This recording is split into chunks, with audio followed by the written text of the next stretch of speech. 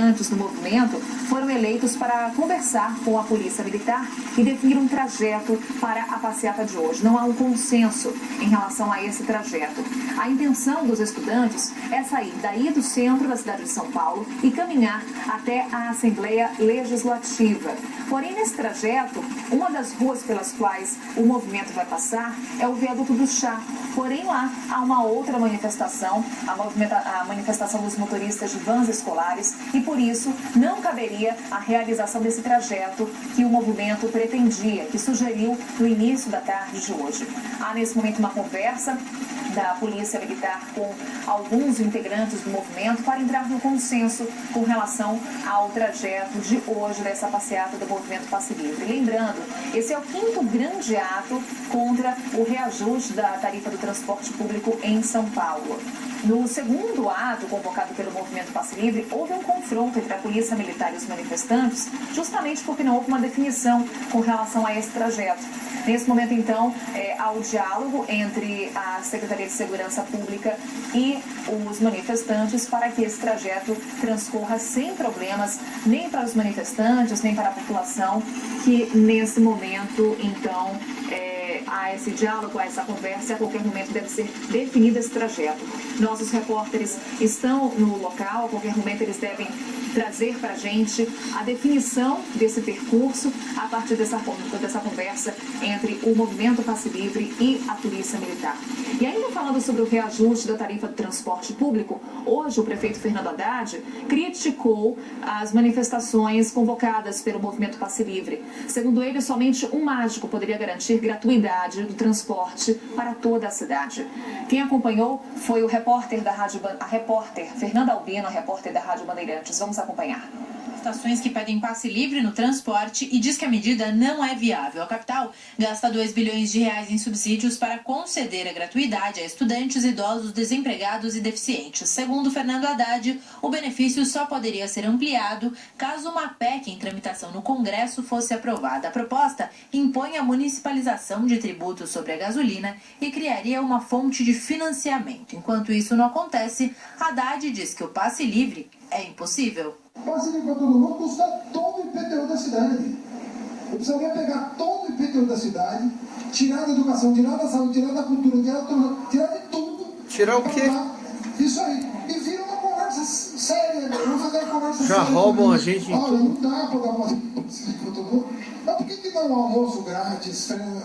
Tem tanta coisa que podia vir na frente. Bom, para eles tem tudo de graça, né? Tem almoço grátis, jantar grátis, ida para Disney grátis.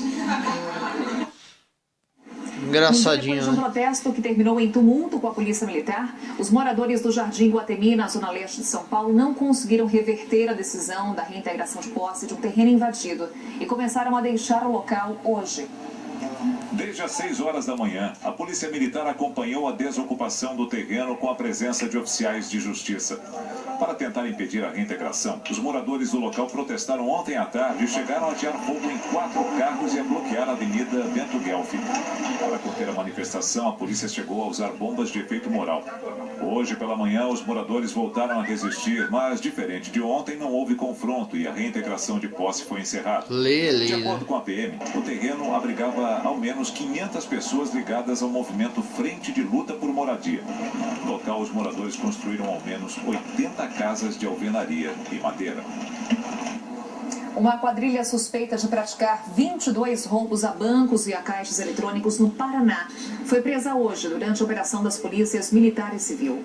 O grupo teria roubado 4 milhões de reais nas ações, sempre marcadas pela violência. A última delas ocorreu na madrugada da última segunda-feira, no município de Curiúva. Roupas, armas, celulares, documentos falsos e alguns integrantes da quadrilha. Tudo foi apresentado na manhã desta quinta-feira no desfecho da Operação Cangaço, que desarticulou a quadrilha responsável por 17 ações em 22 agências bancárias do Paraná. O crime mais recente foi em Curiúva, quando os bandidos assaltaram uma agência do Banco Itaú e fizeram reféns.